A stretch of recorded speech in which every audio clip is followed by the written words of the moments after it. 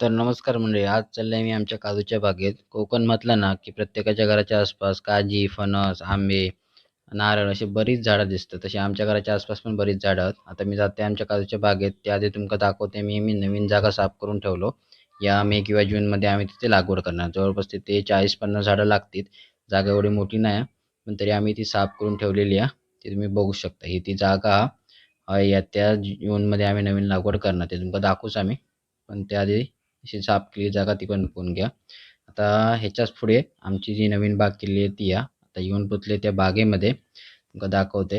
ही जेव्हा बाग केलं ना तेव्हा ह्याच्यातला 2 काजूंच्या मधलं अंतर ना थोडं आमचा मिस्टेक झाली. हे आम्ही 10 फुटावर काजी लावलो.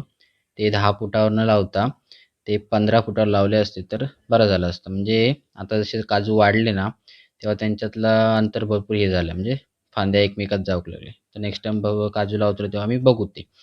पण आता तुम्ही बघू शकता काजूत मोहर इलो.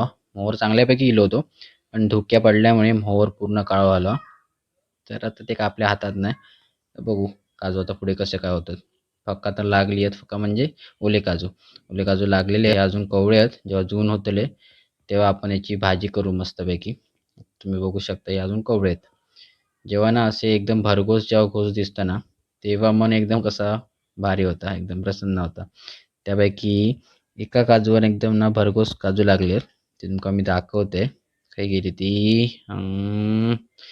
हीच ती काजू. ह्या काजीवर भरघोस असं घोस इलत. हे असे घोस बघले ना की एकदम भारी वाटतं. सो ह्यो घोस जेव्हा एकदम प्युअर होतलो चून होतलो तेव्हा याची मस्त भाजी करून खातलंय. तर अशी आहे आमची काजूची बाग. तर चला मग भेटू पुढच्या व्हिडिओमध्ये. बाय.